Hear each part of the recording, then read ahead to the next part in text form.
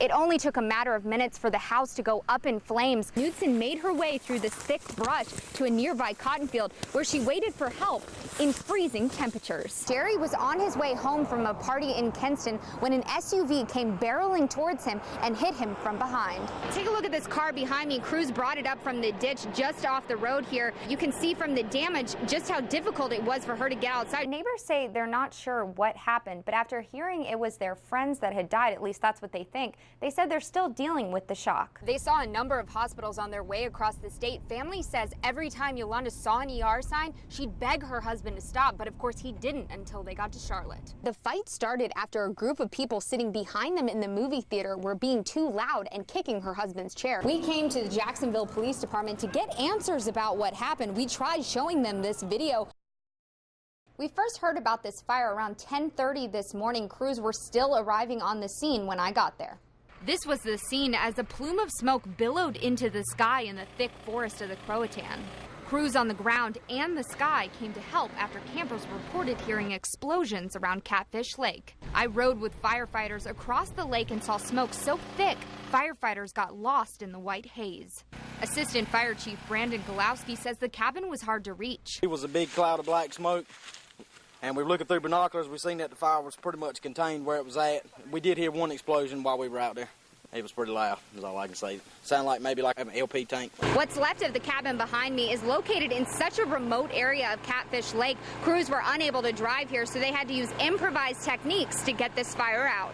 We had to get the fellow firefighter to come over here with a boat and let him check on it, and then we had to get a pump out of Craven County to come. Crews sprayed the charred metal until the smoke let up. They combed through the scraps to find out how the fire began. Forest Ranger Wayne Bell says the fire could have started a number of ways. The generator could have kicked on and maybe a circuit may have been open and shorted out and possibly caused the cabin to catch on fire. Now, no one was in the cabin at the time of the fire, and fire crews are checking with the owner to find out if anyone was staying there at the time. Not only was a 9-year-old trapped since Friday in freezing temperatures, but she was there with the driver who did not survive the wreck. Her cries went unheard for days. A 9-year-old girl stuck by a seatbelt trapped upside down in a wrecked car in freezing temperatures. The man driving the car, 39-year-old Douglas Landon, was dead beside her. A man walking along the road spotted the car lying in the 10-foot ditch around 5:30. Trooper Blake Riggs investigated the accident and says the young girl and Landon had been missing since Friday. They went to a mini-mart off Highway 55. That's the last time they were seen. Riggs thinks Landon lost control of the car on the way home. Ran off the roadway to the right, went down into an embankment, and overturned. Take a look at this car behind me. Crews brought it up from the ditch just off the road here. You can see from the damage just how difficult it was for her to get outside. She was trapped and could not leave the car. Fire and EMS used the jaws of life to get the young girl and Landon out of the car. Trooper David Clifton describes the moment when she was rescued. What the EMS told us was that she was drinking Gatorade and eating Pop-Tarts, yelling as what she could since Friday night. Did that surprise you that she was able to survive? For a 9-year-old to do that kind of is pretty heroic. I mean, she's able to keep herself calm. Her family member was next to her, was obviously deceased, so that's a lot to deal with. Plus being dark at night. The temperature in the area overnight Friday dipped below 30 degrees. She did have a coat, so she was warm down there as much as she could, but it's still pretty traumatic for a 9-year-old to go through. Fire Chief Bobby Willis says the young girl looked relieved to be found. She was very talkative, glad to see everybody.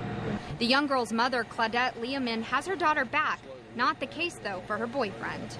She's thankful that she's alive. She's sad for the loss of her boyfriend, of course, but it could have been very traumatic for everybody involved, having 2 deaths in the family.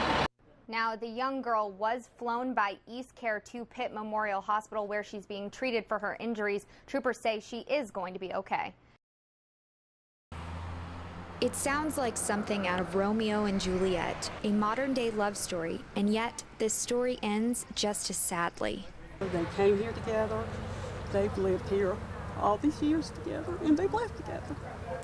And I know God will help get us through this.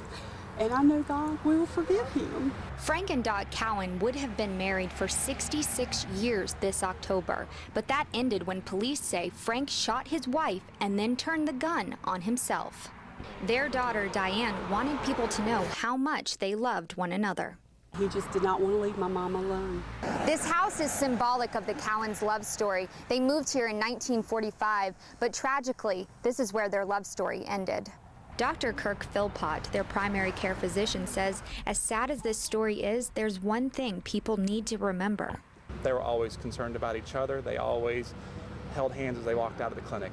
Frank had been suffering from a bout of pneumonia while his wife battled Alzheimer's. Dr. Philpott says they didn't want to be separated. This is going to be viewed as something that was vicious and mean. But unfortunately, this is what a man that loved his wife only saw as the option. This is not something that he wanted to do, but he expressed that he didn't know how he was going to take care of her. Down the road, he did not want us to feel the suffering if things started going in a different direction.